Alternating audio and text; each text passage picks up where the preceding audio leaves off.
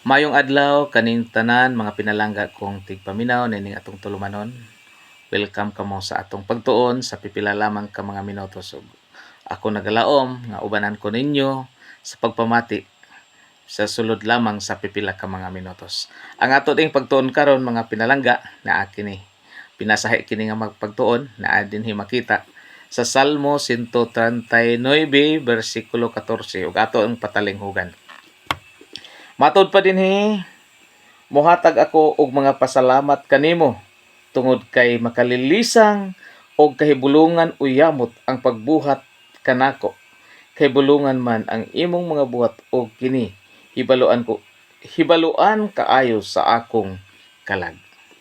Naay mga punto dinhi mga pinalanga gusto nako nga ato nga tagag pagtagad kining giingon ni David nga maghatag ako kanimo og pasalamat tungod kay makalilisang og kahibulungan ang pagbuhat mo kanako. Kita karon mga pinalangga, wala ba usab kita magapamalandong sa atong kinabi kung unsa gayud kakahibulungan ang pagbuhat sa Dios kanato? Si David nakapamalandong nini. Apan kun wala pa kita nakapamalandong, dalhon ko kamo sa pipila ka mga gutlo karon ato nga hatagan og pagtagad ang pipila ka mga bahin sa atong lawas nga kini atong pamalandongon aron kita makaingon hilabihan gayud pagka makalilisang og pagkakatingalahan ang pagbuhat sa Dios kanato.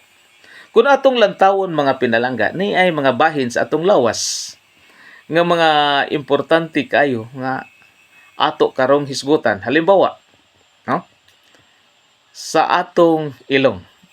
Kana bang punto makalilisang og kahibulungan? Kung atong lantawon makaingon kita ang Ginoo, maaygid nga Ginoo, kahibulungan og makalilisang. Tanawa gud ang inyong ilong. Di ba nay mga ilong nga dagko, napoy mga ilong nga gagmay. Di lang ta mag-mention kinsang pangalan nga ilong nay dagko, napoy gagmay. Diba? Naidag kog buho, napoy gagmay buho. Ang ilong tinuod isa ra ka buhok pero duhay buho. Duhay buho. Ngano man kung praktikal lang igsuon. Diba? Ang ilong agianan sa hangin, si gininhawa. Siguro kung usa lang na siya unya kuha na siya kanang maglisod ang paginhawa nato. Pananglitan masapungan na sa atong hugaw, no? Siguro maglisod na ta ginhawa.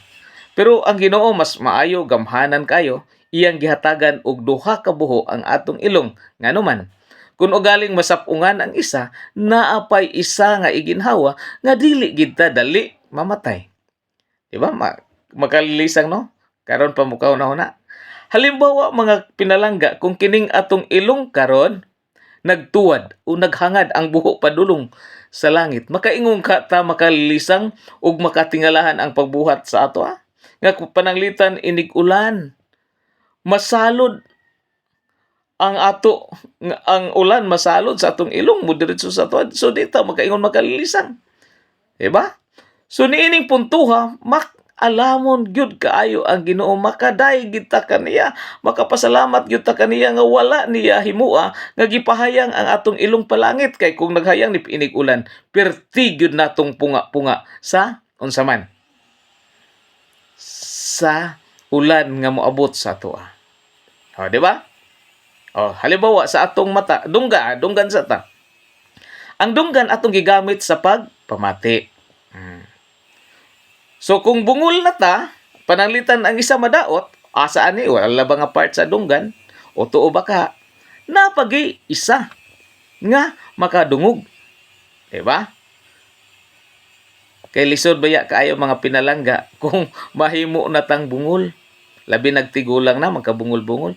Pagkapait gayod sa tao nga bungol. Ngano man?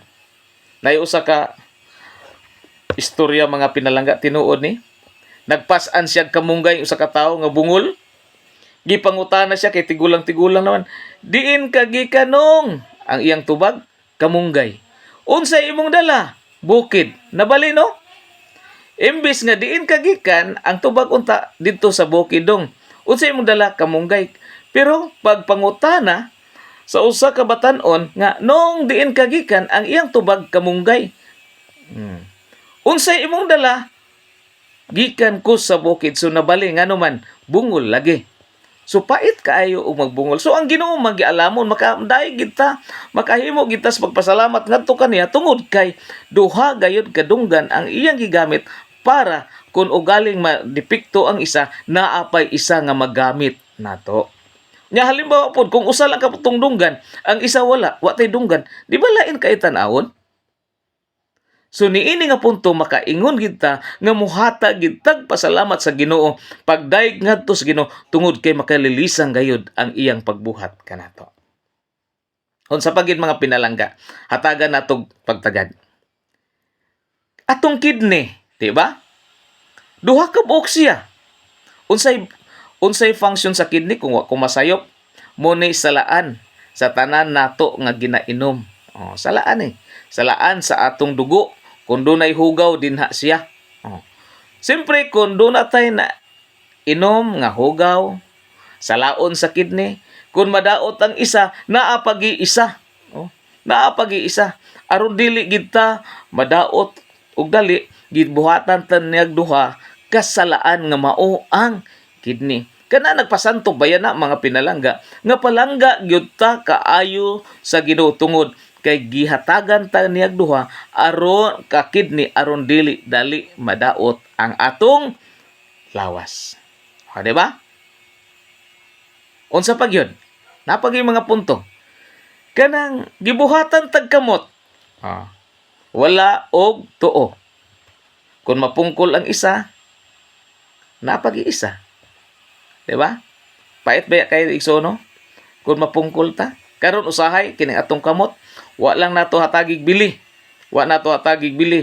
Pero until one day ato nang ma-realize nga kining kamot nato karon nga duha nga wala nato tagaig bili. Pag mawala kining isa ay pa nato ma-realize unsad ay kaimportante ang gibuhat sa Ginoo alang kanato. So mo nga si David nakaingon siya, kahibulungan gayud ang imong pagbuhat, katingalahan gayud ang imong pagbuhat ngari kanako. Sunod mga pinalangga, atong mata. Di ba ang mata matud pa ni Santiago, mo ni naghatag og kahayag kanato sa tibuok lawas. Kung ang mata mo nagimawala, pagkaluluoy gid nato mga pinalangga. Nganuman, wala na gid tay makita, pero karon ang atong mata, wala lang kayo nato ang pingi, di ba? Wala lang kayo nato ang pingi. Sa ato, muna karon kung atong lantawon, daghan kaayo karong mga batan-on sa karon nga henerasyon, 20 pa ang edad, line of 2 pa, padulong 30, mag-eyeglasses na mga pinalangga nganuman. Wala maampingi og maayo ang mata, wala kaayo hatagi og pagtagad ang binuhat sa Ginoo ngari kanato nga maong mata nga duha. Duha pagid ang iyang gihatag nganuman, kana nagpamatuod igsuon nga pinalangga gyud ta niya. Kay ugaling madaot ang isa, naapag isa nga mahimo nato sa pagtan-aw. Unya unsa sab? Kung usara ang atong mata, di ba kung imong lantawon imong dagway karon, manamin ta mga pinalangga. Unya usara ang atong mata, wala mabalance no? Bati kayo siguro tan-awon. Pero kay na balance man duha, perting ninduta tan-awon sa atong dagway. Pero naam ko'y isultin ninyo mga kaigsunan. Daghan man tang example, pero naalay isa nga gusto nako example. Dunay usa ka butang sa atong kinabuhi, kabahin sa atong kinabuhi nga pinakaimportante sa tanan unta nga kung kinisya muhunong na gani og pitik, segundo lang mamatay ta. Unsa man na siya? Kabalo na mo. Mauni ang atong kasing-kasing. Kung atong unahon makaingon ta dapat duha ka bukatong kasing-kasing o tulo ka bukatong kasing-kasing kung kita pa ang gipabuhat, dapat duha atong kasing-kasing o tulo. Kay kung mapalya ang isa, naapay duha or naapay isa nga mahimo nato. Pero ngano man gyud, wa ba nato matagig pagtagad nga kini unta ang pinakaimportante sa tanang butang sa atong lawas mao ang kasing-kasing, nganong isa raman gyud kabuok ang gihimo sa Ginoo. Daghan tag mga rason ana mga pinalangga. Pero alang kanako, Do na po ko'y rason naaran ninyo og mutuo og sa dili apan kanako nganong isa ra gyud ang gihatag nga kasing-kasing og gibuhat sa Dios alang kanato kay gusto sa Dios nga sa tibuok natong kinabuhi isa lang ang atong higugmaon mao lang gyud ang Dios una sa tanan wala nay lain. Og sa mga batan-on usab gusto sa Dios nga kini masabtan nato nga nganong gihatagan lang ta og usa ka kasing-kasing o kamong mga batan-on do na lamay usa ka kasing-kasing kay gusto niyang ipasantop sa mga batan-on dapat usa lang ang inyong higugmaon dili pwede nga tagduha, tagtulo, tag-upat, taglima o pataas o padaghan ang inyong mga gitawag minahal sa inyong kinabuhi. Ngano man usa ra gud inyong kasing-kasing so dapat usa lang sab ang inyong mahalon.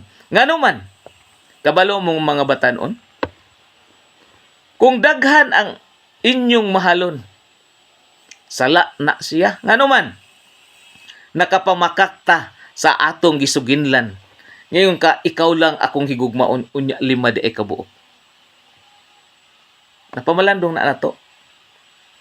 Nayusan ako kapag umangkon, di na ako isugan, tugan ang pangalan kay daghan man kung pag umangkon, kapi naman gatos kabuok. Matod pa niya, Kol, sa ulitaw pa siya. Kung pangutan-on ko sa akong uyab, unsa kadako ang imong gugma nga kanako? Ang iyang tubag, matod pa niya. Day, 30% lang gyud ang gugma nako sa imo. Kay kining 70% ako ning ipabahin-bahin sa 20 kabuok nako nga uyab. Ha? Hilngi gano? So kung unaw-unaw 30% lang sa tupad dako na kay ang 70% iyang ibahin-bahin sa 20 niya kabukuyab. Mao ba na ang sakto sa Ginoo mga pinalangga? No. Isa lang atong kasing-kasing, dapat isa lang ang atong mahalon. Munay hinungdan mga pinalangga nga bisan unsa ka importante ang kasing-kasing nga bahin sa lawas kay kung kini mawala na ang pitik, mamatay ta. Apan gusto lang nat sa Dios nga masabtan kini nga dapat isa lang ang atong higugmaon. Pero karon makasubo kaing pamalandungon mga pinalangga.